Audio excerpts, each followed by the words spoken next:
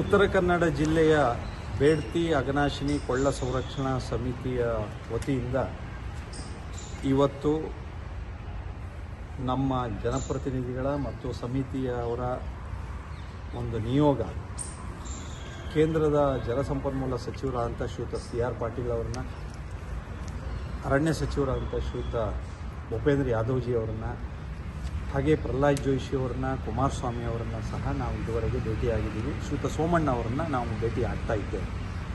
ಭೇಟಿ ಮಾಡಿ ಉತ್ತರ ಕನ್ನಡ ಜಿಲ್ಲೆ ಈಗಾಗಲೇ ಅನೇಕ ಯೋಜನೆಗಳಿಂದ ಅನೇಕ ಭಾರವನ್ನು ಅನುಭವಿಸ್ತಾ ಇದೆ. ಪ್ರಕೃತಿಯ ಅಸಮತೋಲನ ನಿರ್ಮಾಣ ಆಗ್ತಾ ಇದೆ. ಪಶ್ಚಿಮ ಘಟ್ಟದ ಸೂಕ್ಷ್ಮ ಪ್ರದೇಶವಾದ ರಕ್ಷಣೆಯನ್ನು ನಮಗೆ ಮಾಡಲಿಕ್ಕಾಗದೇ ಇರುವಂಥ ಸ್ಥಿತಿ ಇದೆ. ಅನೇಕ ಯೋಜನೆಗಳಿವೆ, ಸುಮಾರು 8 ಡ್ಯಾಮ್ಗಳಿದೆ. ಕೈಗಾ, ಸೀಬರ್ಡ್, ಕೊಂಕಣ್ ರೈಲ್ವೆ ಅಂತ ಅನೇಕ ಯೋಜನೆಗಳಿಂದ ನಿರಾಶ್ರಿತರಾದವರಿದ್ದಾರೆ. ಅವರಿಗೆ ಸೂಕ್ತ ವ್ಯವಸ್ಥೆಗಳು ಆಗಿಲ್ಲದೆ ಇರುವಂಥ ಕಷ್ಟವನ್ನೆಲ್ಲ ನೋಡ್ತಾ ಇದ್ದೇವೆ. ಮತ್ತು ಈ ಎಲ್ಲ ಬೃಹತ್ ಯೋಜನೆಯಿಂದಾಗಿ ಧರೆ ಕುಸಿತಗಳು, ಗುಡ್ಡ ಕುಸಿತಗಳು ಇದು ಸಾಮಾನ್ಯ ಆಗಿದೆ. ಶಿರೂರು ಗುಡ್ಡದಂತೂ ಗೊತ್ತಿದೆ. ಈ ರೀತಿ ಅನೇಕ ಘಟನೆಗಳು ನಿರಂತರವಾಗಿ ನಡೀತಾ ಇದೆ. ಪರಿಸರದ ಮೇಲೆ ಇದೆಲ್ಲವೂ ಭಾರ ಆಗಿರೋದು ಕಾಣ್ತಾ ಇದೆ.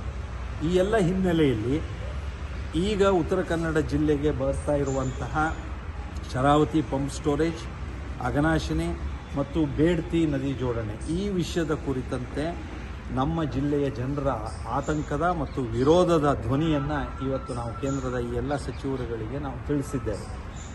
ಪೂಜ್ಯ ಸೊನ್ನವಳ್ಳಿ ಸ್ವಾಮೀಜಿಯವರ ನೇತೃತ್ವದಲ್ಲಿ ಈ ಸಮಿತಿ ಈಗಾಗಲೇ ಅನೇಕ ಹೋರಾಟಗಳನ್ನು ಪಕ್ಷಾತೀತವಾಗಿ ನಾವೆಲ್ಲ ಭಾಗವಹಿಸಿ ನಾವು ಮಾಡಿದ್ದೇವೆ. ಈ ಜಿಲ್ಲೆಯ ಜನರ ಧ್ವನಿಯನ್ನು, ಬದುಕಿಗಿರುವಂಥ ಅನೇಕ ರೀತಿಯ ಕಷ್ಟಗಳನ್ನು ಸಭೆಗಳಲ್ಲಿಯೂ ನಾವು ಸಾರ್ವಜನಿಕವಾಗಿಯೂ ಹೇಳ್ತಾ ನಾವು ಇವತ್ತು ಕೇಂದ್ರ ಸರ್ಕಾರದ ಮಂತ್ರಿಗಳಿಗೂ ಸಹ ತಿಳಿಸೋ ಪ್ರಯತ್ನ ಮಾಡಿದ್ದೀವಿ. ನಮ್ಮ ಇದೇ ನಿಯೋಗ ರಾಜ್ಯದ ಮುಖ್ಯಮಂತ್ರಿಗಳಾದಂಥ ಶ್ರೀಯುತ ಸಿದ್ದರಾಮಯ್ಯನವರನ್ನು ಸಹ ಭೇಟಿ ಮಾಡಿ ನಮ್ಮ ಜಿಲ್ಲೆಯ ಜನರ ಆತಂಕದ ವಿಷಯಗಳನ್ನು ನಾವು ತಿಳಿಸಿದ್ದೀವಿ. ಈ ಎಲ್ಲದರ ಮಧ್ಯದಲ್ಲಿ DPRಗೆ ರಾಜ್ಯ ಸರ್ಕಾರ ಅನುಮತಿ ಕೊಟ್ಟಿರೋದರಿಂದ ಫಿಸಿಬಿಲಿಟಿ ರಿಪೋರ್ಟ್ ಸರ್ವೆ ಆಧಾರದಲ್ಲಿ ಈಗ ಅದು ಮುಂದೆ ಪ್ರೊಸೆಸ್ ಆಗುವಂಥ ಹಂತಕ್ಕೆ ಬಂದಿದೆ. ಈಗಲೇ ನಾವು ಅದನ್ನು ನಿಲ್ಲಿಸಬೇಕು. ಉತ್ತರ ಕನ್ನಡ ಜಿಲ್ಲೆಯ ಭಾರವನ್ನು, ನಮ್ಮ ಆತಂಕವನ್ನು, ಅಲ್ಲಿಯ ಪಶ್ಚಿಮ ಘಟ್ಟದ ಪರಿಸರ ಸೂಕ್ಷ್ಮತೆಗಳನ್ನು ರಕ್ಷಣೆ ಜವಾಬ್ದಾರಿ ಹಿನ್ನೆಲೆಯಲ್ಲಿ ಇದೆಲ್ಲ ನಿಲ್ಲಿಸಬೇಕು ಅನ್ನೋ ಹಿನ್ನೆಲೆಯಲ್ಲಿ ಇವರನ್ನೆಲ್ಲರನ್ನೂ ಭೇಟಿ ಮಾಡಿ ನಾವು ಹೇಳಿದ್ದೇವೆ. ಇವತ್ತು ಸಚಿವರ ಜೊತೆಯಲ್ಲಿ ಭಾಳ ಒಳ್ಳೆಯ ಉಪಯುಕ್ತವಾದಂಥ ಚರ್ಚೆಗಳಾಯಿತು. ನಾವು ಎಲ್ಲರ ಹತ್ರ ವಿನಂತಿ ಮಾಡಿಕೊಂಡಿರೋದೇನು ಅಂದರೆ, ಪಶ್ಚಿಮ ಘಟ್ಟದ ಉತ್ತರ ಕನ್ನಡ ಜಿಲ್ಲೆಯ ಕ್ಯಾರಿಂಗ್ ಕೆಪಾಸಿಟಿ ಸ್ಟಡಿ, ಧಾರಣಾ ಸಾಮರ್ಥ್ಯದ ಅಧ್ಯಯನವನ್ನು ಮಾಡಿಸ್ಬೇಕು. ಅದಾದ ನಂತರ ಇನ್ನೇನೇ ಇದ್ದರೂ ಯೋಚಿಸಬೇಕು ಅನ್ನೋದನ್ನು ಹೇಳಿದ್ದೀವಿ. ಹಾಗಾಗಿ ಈಗ ಏನು ಯಾವ್ಯಾವ ಯೋಜನೆ ಪ್ರಸ್ತಾಪ ಆಗಿದೆಯೋ, ಶರಾವತಿ ಪಂಪ್ ಸ್ಟೋರೇಜ್ ಮತ್ತು ಬೇಡ್ತಿ ಮತ್ತು ಅಘನಾಶಿನಿ, ಅದಕ್ಕೆ ಇಲ್ಲಿಗೆ ಅದನ್ನು ಸ್ಟಾಪ್ ಮಾಡಿ ಮುಂದೆ ಪ್ರೊಸೆಸ್ ಏನೂ ಆಗದೇ ಇರುವಂತೆ ಮಾಡಬೇಕು ಅನ್ನುವಂಥ ಮಾತನ್ನು ನಾವು ಹೇಳಿದ್ದೀವಿ. ಎಲ್ಲ ಸಚಿವರುಗಳು ಸಹ ತಮ್ಮ ಅಧಿಕಾರಿಗಳೊಂದಿಗೆ ಈ ಸಭೆಯನ್ನು ನಡೆಸಿದ್ದಾರೆ, ಸಕಾರಾತ್ಮಕವಾಗಿ ಸ್ಪಂದಿಸಿದ್ದಾರೆ. ಆದರೆ ಕೇಂದ್ರ ಸರ್ಕಾರಕ್ಕೆ ಇನ್ನೂ ಯಾವುದೇ ಯೋಜನೆಯ ಅಧಿಕೃತವಾದಂಥ ಮಾಹಿತಿ ಇನ್ನೂ ಬರಲಿಲ್ಲ. ಹಾಗಾಗಿ ಅದು ಬಂದಾಗ ನೀವೆಲ್ಲ ಹೇಳಿರೋ ಅಂಶವನ್ನು ನಾವು ಪರಿಗಣಿಸ್ತೀವಿ ಅನ್ನೋ ಮಾತನ್ನು ಅವರು ಹೇಳಿದ್ದಾರೆ. ಅದು